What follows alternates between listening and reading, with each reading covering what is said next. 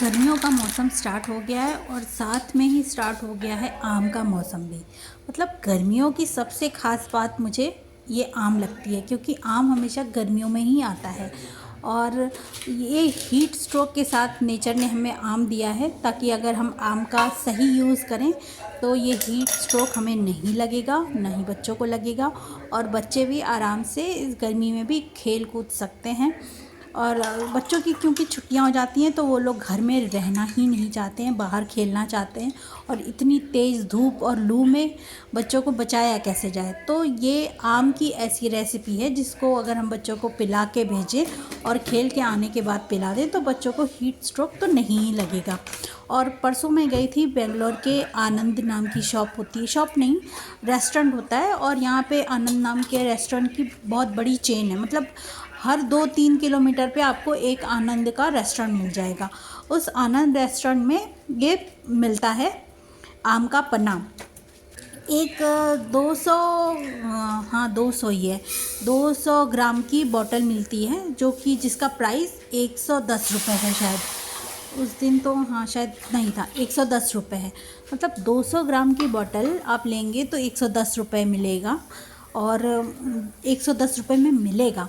और फिर आप जब उसको पीते हैं तो टेस्ट तो बहुत अच्छा होता है। तो हमारे बनारस में क्या है, जो पन्ना मिलता है उसका टेस्ट थोड़ा अलग होता है, पर यहाँ बेंगलोर का जब मैंने पन्ना पिया तो उसका टेस्ट बिल्कुल अलग था। तो आज की रेसिपी में ये बेंगलोर वाला पन्ना ही मैं बना रही हूँ, लेकिन इसमें हम कंपेयर करेंगे कि 110 रुपये में हम कितना पन्ना बना लेते हैं, क्योंकि वो 200 ग्राम पन्ना मिला था। और ये मैं लेकर आई थी 1 किलो आम। उसको मैंने अच्छे से धो लिया, फिर उसको उबाल लिया। उबाल के उसके छिलके हटाने के बाद मतलब उबाल लिया और उसका गूदा निकाल लिया। गूदे को निकाल के उसको फिर मिक्सी में थोड़ा घुमा लेंगे, पीस लेंगे, तो वो थोड़ा सा अच्छा उसका टेक्स्चर अच्छा हो जाएगा। उसके बाद एक कढ़ाई में लेंगे लगभग 1 किलो चीनी, और उसमें हम डाल देंगे ये जो पल्प हमने आम का मशीन में पीस के निकाला है उसको इसमें डालेंगे और अच्छे से मिला देंगे।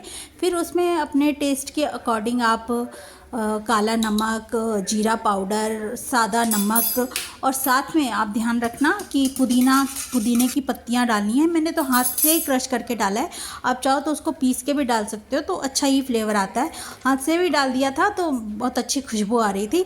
और इसको तब तक पकाना है जब तक ये ऐसा मतलब उसकी तार जैसी, चाशनी जैसी ना बनने लगे। चीनी के साथ ये आम जब अच्छे से पक जाता है ना तो बहुत अच्छा फ्लेवर आता है। और मैं तो कोशिश कर रही थी वो 110 रुपये वाला पन्ना बनाने की, तो मैंने उसी तरह से बनाया जैसा उसमें लिखा था कि ऐसे ऐसे बनाएंगे तो ऐसा ही फ्लेवर आएगा, तो मैंने वैसे ही बनाया। उसके बाद इसको ठंडा कर लेंगे, और ठंडा करके इसको किसी छन्नी से अच्छे से छान लेंगे, ताकि जो भी चीज़ें मतलब मोटी मोटी हों वो निकल जाए और इसका टेक्सचर अच्छा हो जाए पन्ने का। ये देखो, ये जो मैंने पुदीने की पत्तियां डाली थी ना वही निकली हैं बाहर। और इसको हम पैक करके रख देंगे एक अच्छी सी शीशी, किसी भी शीशी में आप डाल दीजिए। ये देखिए, ये शीशी में डाला। मैंने 1 किलो आम लिया था तो वो 50 रुपये का आम था, और मेरे ख्याल से 40 या 50 रुपये किलो चीनी है।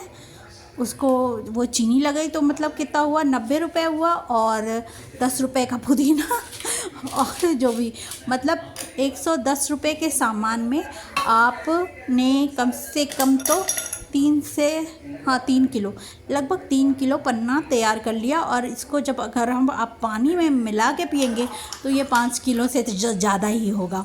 और इसमें थोड़ा सा सोडा मिला देंगे तो इसका फ्लेवर और अच्छा हो जाता है। तो देखो, हम लोग अगर घर में कोई चीज़ बनाए तो वो कितनी सस्ती पड़ती है। इसको हम लोग कितने दिनों तक पिए हैं, कितने दिनों तक, 10 दिनों तक लगातार पिए हैं, क्योंकि बहुत ज़्यादा तो मिलाना नहीं होता है। उसमें पानी मिला के ठंडा ठंडा आप मिला के पीजिए। और 110 रुपये के खर्च में हम लोगों ने कम से कम 15 से 20 दिन का पन्ना बना लिया। और यही पन्ना जब हम बाहर जाके पीते हैं तो वो कितना महंगा पड़ता है, लेकिन ये पन्ना बना बहुत टेस्टी था। बनारस के पन्ने से बिल्कुल अलग था। नेक्स्ट रेसिपी मैं बनारस के पन्ने की भी बता सकती हूँ आपको। वीडियो अच्छी लगे तो लाइक